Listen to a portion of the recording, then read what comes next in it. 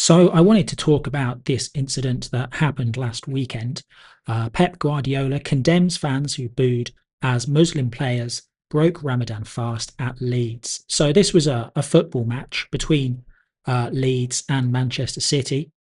So it wasn't all fans, apparently. A section of fans reacted as play was paused at Ellen Road. So as it says in the picture here, play has been paused briefly to allow players to break their fast. Obviously, it's Ramadan at the moment, so I guess the sun was going down. It was sunset. I think it was about 12 minutes into the game, and the game was stopped at a natural break to allow. I think it was 3 Muslim players to break their fast. Guardiola says that apparently we should respect the religion and respect the diversity. The Leeds coach agrees, calls it disappointing. We need to do better. So let's have a look at what happened, and then let's discuss why certain sections of the Leeds fans might have reacted that way. Pep Guardiola has called on football supporters to respect religion and diversity after fans booed a brief stoppage in play at Elland Road to allow Muslim players to break their fast. Play was halted in the 13th minute after the sunset to allow Muslim players to eat. Despite a clear message on the big screen, fans audibly jeered the situation.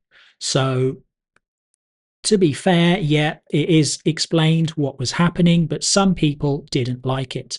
And this is what Guardiola says. It's a modern world, right? What is happening in the world today? Respect religion, diversity. That is the point. The Premier League says you can have 1 or 2 minutes. You can have for the fasting players to do it. It is what it is, unfortunately. We took on a little bit of vitamins, no more than that. The question is, can they do it or not? What is the problem? I understand this is a thing all Muslims have to do. I've lived in Muslim countries. The thing is, England, it's not a Muslim country. There are Muslims who live here, and most of the people in the grounds, they weren't Muslims. The Leeds assistant coach, what did he have to say? Attending the press conference in place of Daniel Farke, don't know who that is. I'm probably the guy who doesn't hear a lot because I'm really focused on the game, but I've heard about it. Obviously, some of the supporters did it, so we try to learn from it. So I guess he's the assistant. Yeah, so it says he's the assistant, and he didn't really notice. Okay, back to the Spanish immigrant. Guardiola spoke on Friday about how, not going to pronounce their names, deal with the complexities of being Muslim and a professional athlete. So they deal with the complexities by forcing other people to change for them, I guess. Stoppages of this nature have become a regular feature in football matches in recent years during Ramadan. I mean, if this was Saudi, if this was Egypt, fair enough. It's not. It's a Western country. They follow this religious tradition, and most people in the country don't, and they don't want the national game affected by it. We have good nutritionists, and they adapt to what the team needs, said Guardiola in his pre-match briefing. We cannot adapt the schedule. I think they are used to it. Okay, let's see what the Quangos think. Kick It Out, the anti-discrimination charity, said in a statement, it's massively disappointing that some Leeds United fans jeered when Manchester City's players broke their fast during the first half of the match. Pausing the game to allow Muslim players to break their fast during Ramadan has been an agreed protocol for several years now. It's an important and visible part of making the game welcoming for Muslim players and communities.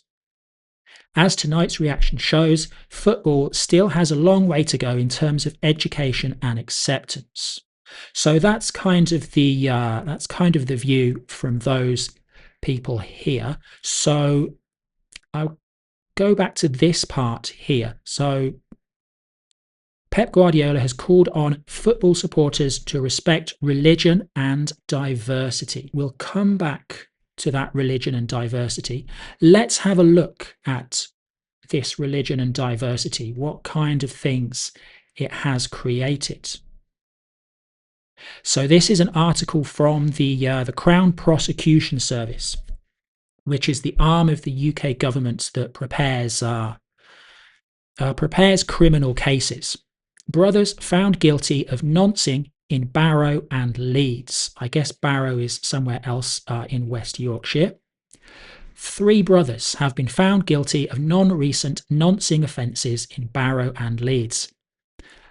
Okay, Shahar Amran Miach and these other 2 people of Bangladeshi origin. Not sure whether they're citizens. Maybe technically they have the paperwork that makes them British citizens. They were convicted of noncing that occurred between 1996 and 2010, so around Leeds and the Leeds area. One of them abused 3 children, faced 16 noncing offences, 2 charges of intimidation. So intimidation, this has been a regular feature. So threats of violence by one of these men, often a South Asian man, against the family of the people that they're noncing with. Another one abused 3 children, faced 40 offences. The girls abused by 2 of them were as young as 6 or 7 when the abuse began, and it lasted several years. One of them started a relationship with a 14-year-old, knowing she was under 16.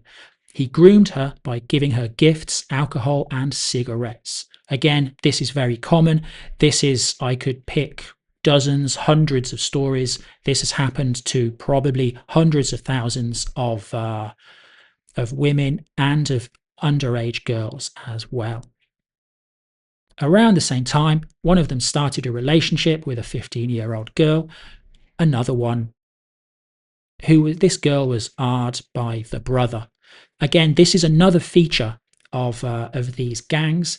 It's family members who share in the sickest way possible.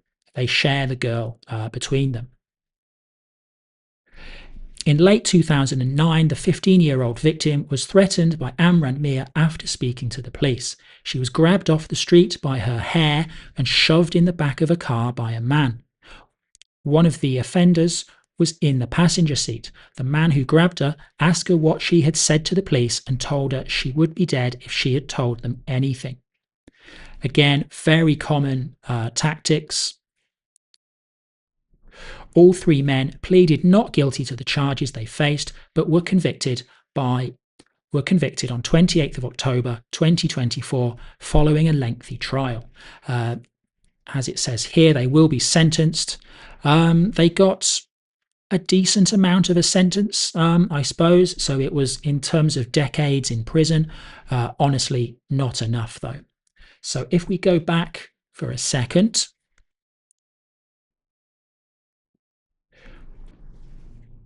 So Guardiola is calling on football supporters to respect religion and diversity.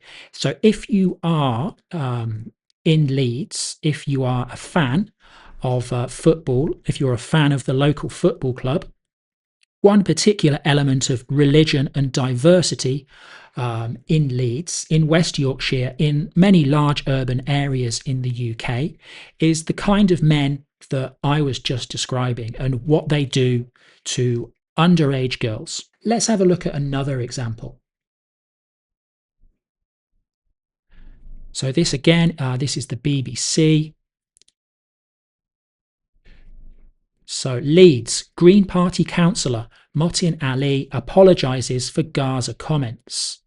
So here he is. Motin Ali delivered a speech about his election win in front of a Palestine flag. So this was not an election in Palestine. Obviously in Palestine they don't have elections. I think maybe the last one was 2006 and they voted for the worst possible people. This is an election in Leeds. And the guy chooses to present himself with a Palestine flag. Why? Is this a person who likes the UK? Is this a person who cares about the UK? Let's see. A Green Party councillor has apologised after he was criticised for calling his local election victory a win for the people of Gaza.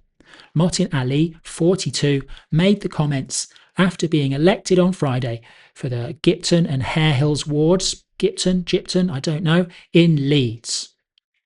So again, we've got Muslims coming in, doing stuff to kids. Then we got them running in elections and saying that it's a win for the people of a foreign country. It's a win for the people of a foreign place. Why? Why are they here?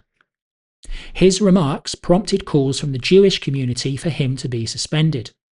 He said he was sorry for being caught out, sorry for any upset, while the Green Party said it was investigating his comments.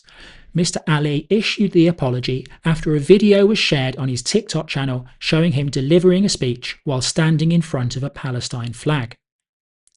And now let's scroll down, have a look at the really good stuff. In it, he said, "We will not be silenced. We will raise the voice of Gaza."